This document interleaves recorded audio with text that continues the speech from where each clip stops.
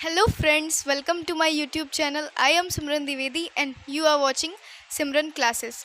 तो आज के हम अपने इस वीडियो लेक्चर में देखेंगे कि types of resources on the basis of exhaustibility, मतलब कि रिसोर्सेज कब ख़त्म हो जाएंगे वो या फिर कब ख़त्म नहीं होंगे। इस हिसाब से मतलब कि कौन से रिसोर्सेज हमारे इन्वायरमेंट में ऐसे हैं जो कुछ टाइम के बाद ख़त्म हो जाएंगे और कुछ टाइम के कुछ रिसोर्सेज ऐसे हैं जो कि वापस से रीन्यू होते होते मतलब कि कभी वो ख़त्म नहीं होंगे। तो चलिए एक बार देख लेते हैं। तो there are two types of resources on the basis of exhaustibility, मतलब कि एग्जॉस्टिबिलिटी के बेसिस पे भी दो टाइप्स के रिसोर्सेज हैं।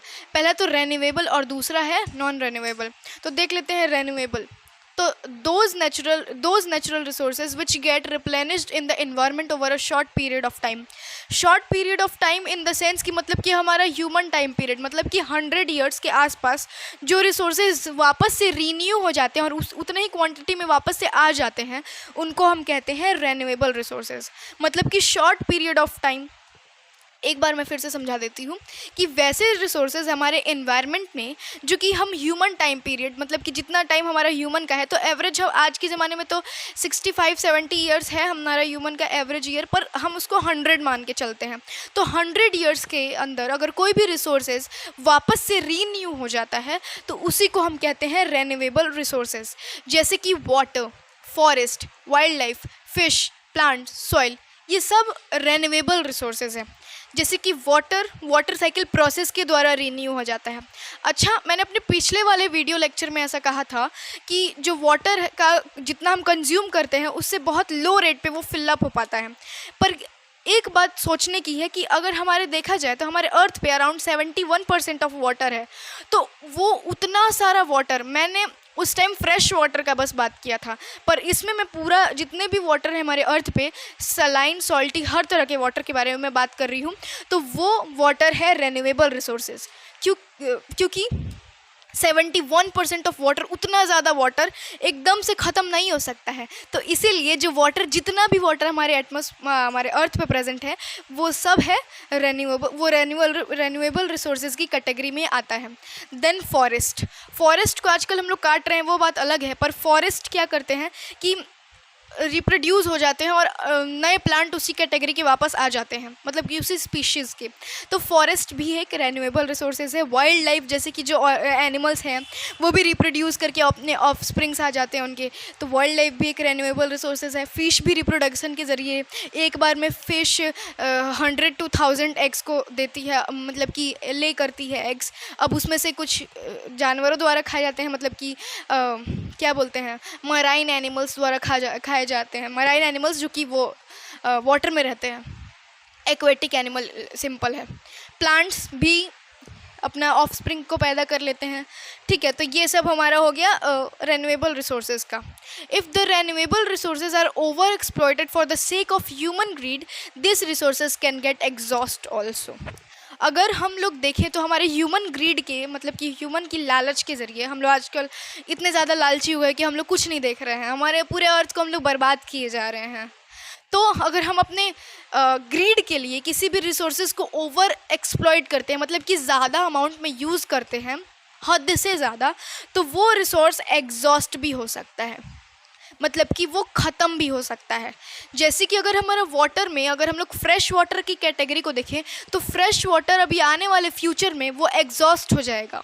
ठीक है, और अगर हम लोग देखें फॉरेस्ट, तो फॉरेस्ट आजकल ह्यूमंस अपने ग्रीड के लिए फॉरेस्ट भी काट रहे हैं, तो फॉरेस्ट भी एक टाइम बाद एग्जॉस्ट हो जाएगा। वाइल्ड लाइफ भी एक टाइम बाद एग्जॉस्ट हो जाएंगी। तो हमें रेन्यूएबल रिसोर्सेज को बचा के रखना चाहिए, मतलब कि जितना ज़रूरत है उतना ही करना चाहिए, ओवर एक्सप्लॉइट नहीं करना चाहिए, वरना वो रिसोर्सेज जल्दी ही एग्जॉस्ट हो जाएंगे। तो आगे देखते हैं। Hence these resources are called exhaustible resources also, मतलब कि जो रेन्यूएबल रिसोर्सेज हैं उनको एग्जॉस्टिबल रिसोर्सेज भी कहा जाता है। लेकिन कुछ रेन्यूएबल रिसोर्सेज इनएग्जॉस्टिबल भी होते हैं, जिनके बारे में हम आगे देखेंगे। तो some renewable resources such as sunlight, wind, air etcetera don't get exhaust even they are used continuously. जैसे कि सनलाइट आ रही है, आजकल हम लोग सोलर पैनल्स लगा के सनलाइट को मतलब कि एब्जॉर्ब कर रहे हैं, जिससे वो एनर्जी बना रहा है, या फिर बहुत सारी चीज़ें, विंड एनर्जी, विंड का हम लोग यूज़ कर रहे हैं विंड एनर्जी में, एयर का हम लोग यूज़ कर रहे हैं। तो मतलब कि अगर हम इन लोग को कंटिन्यूअसली यूज़ करें तो भी ये ख़त्म नहीं होंगे। ठीक है। तो कुछ रेन्यूएबल रिसोर्सेज ऐसे हैं जो कि कंटिन्यूसली यूज़ करें तो वो ख़त्म नहीं होते हैं। They are unlimited and their quantity is not affected by human activity. वो अनलिमिटेड अमाउंट में प्रेजेंट है हमारे अर्थ पे, ठीक है। तो उनकी जो क्वांटिटी है, उनकी जो अमाउंट है हमारे अर्थ पे, वो हमारे ह्यूमन एक्टिविटी द्वारा कुछ भी उनमें फ़र्क वर्क नहीं पड़ने वाला है, ठीक है। तो जो जैसे कि हम लोग सन का यूज़ करते हैं सोलर एनर्जी बनाने में, विंड का यूज़ करते हैं विंड एनर्जी बनाने में, तो ये इन सब का ये एग्जॉस्ट नहीं हो सकते हैं बहुत ज़्यादा। अगर after years and years of use हमको मतलब कि बहुत ज़्यादा यूज़ करें, मतलब कि बार बार यूज़ करें, तो भी ये ख़त्म नहीं होंगे। तो इसीलिए इन रिसोर्सेज को हम लोग कहते हैं इनएग्जॉस्टिबल रिसोर्सेज, मतलब कि जो कि ख़त्म नहीं होंगे, ठीक है।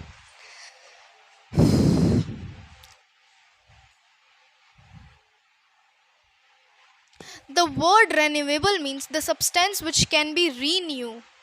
Renewable.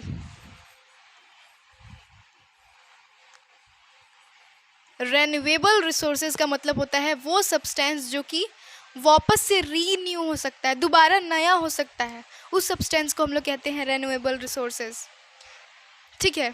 मतलब कि वो रिसोर्सेज जो कि दोबारा रीन्यू हो सकते हैं उन्हें को कहते हैं हम लोग renewable resources. Sunlight, air and wind are perpetual resources. नया वर्ड आया है, तो एक सेकेंड तो देखते हैं। परपेचुअल का जो वर्ड होता है उसका मतलब होता है फिक्स, जो कि हमेशा फिक्स अमाउंट फिक्स हो, कहीं जा नहीं रहा है, वो प्रेजेंट है हमारे पास। तो जो कि सनलाइट है, एयर है, विंड है, वो हमारे अर्थ पे फिक्स हैं, वो कहीं जा नहीं रहे हैं। तो ये इसीलिए इन सबको कहा गया है परपेचुअल रिसोर्सेज, और ये हमारे अर्थ पे कंटिन्यूसली अवेलेबल हैं। तो ये था हमारा रेन्यूएबल रिसोर्सेज। अब हम देखते हैं नॉन रेन्यूएबल रिसोर्सेज के बारे में। तो चलिए, नॉन रेन्यूएबल रिसोर्सेज मतलब कि जो रीन्यू नहीं हो सकते हैं। Resources which cannot be replenished at much lower than the rate of which they are consumed are known as non-renewable resources or exhaustible resources. जिस वो रिसोर्सेज जिनका हम लोग कंज्यूम जिस रेट पे कर रहे हैं उस रेट पे वो वापस से रीन्यू नहीं हो पा रहे हैं, उनको हम लोग कह रहे हैं वो कहलाते हैं नॉन रेन्यूएबल रिसोर्सेज या फिर एग्जॉस्टिबल रिसोर्सेज, मतलब कि वो ख़त्म हो जाने वाले रिसोर्सेज हैं। जिस रेट पे हम लोग कंज्यूम कर रहे हैं उस रेट पे हम लोग रीन्यू नहीं कर पा रहे हैं उनको। जैसे कि अगर हम लोग देखें मेटल्स की आजकल कितनी ज़्यादा डिमांड है, कोल, पेट्रोलियम, ये पेट्रोलियम तो खास करके बहुत ज़्यादा डिमांडिंग सब्सटेंस है। ये फॉसिल फ्यूल्स जो कि हम लोग ये सब हम लोग हमारे अर्थ क्रस्ट से निकालते हैं नीचे से, तो ये सब की आजकल डिमांड बहुत है। पर ये क्या उसी अमाउंट में, जैसे कि कोल, पेट्रोलियम, ये उसी अमाउंट में फिलअप हो पा रहे हैं? कोल कैसे मतलब बनता है? जैसे कि अगर बहुत सारे प्लांट्स अगर नीचे दब जाते हैं, बहुत नीचे दब जाते हैं, तो फिर वो प्लांट्स अगर बहुत नीचे दब जाते हैं हज़ारों सालों तक, तो वो कन्वर्ट हो जाते हैं कोल में। और जब एनिमल्स ज़मीन के नीचे हज़ारों सालों तक दबे रहते हैं तो वो कन्वर्ट होते हैं पेट्रोलियम में। पेट्रोलियम को हम लोग क्रूड ऑयल भी कहते हैं। तो ये सब जिस अमाउंट पे इन सब का हम लोग कंज्यूम कर रहे हैं उस अमाउंट पे हम इन सब को फिलअप नहीं कर पा रहे हैं, इसीलिए ये एग्जॉस्टिबल रिसोर्सेज भी कहलाते हैं। नॉन रेन्यूएबल रिसोर्सेज तो कहलाते ही हैं, साथ साथ ये एग्जॉस्टिबल रिसोर्सेज भी कहलाते हैं। These resources once get exhaust they take millions of years to replenished naturally. अगर हम लोग देखा जाए तो अगर इन सब को हम लोग कंज्यूम कर लें, मतलब कि अगर हम लोग कोल एंड पेट्रोलियम, फॉसिल फ्यूल्स, ये सब को कंज्यूम कर लेते हैं तो ये मिलियंस ऑफ ईयर्स, मतलब कि हज़ारों लाखों साल टाइम लग जाएगा इनको वापस से रीन्यू होने में नेचुरली। तो इन सब को हम लोग बचा के यूज़ करना चाहिए। आजकल ऐसा कहा भी जा रहा है कि जो कोल, पेट्रोलियम अब 30-40 साल तक के लिए ही बचा है हमारे पास। तो अब देखते हैं। The word renewable means the substance which can not be renew.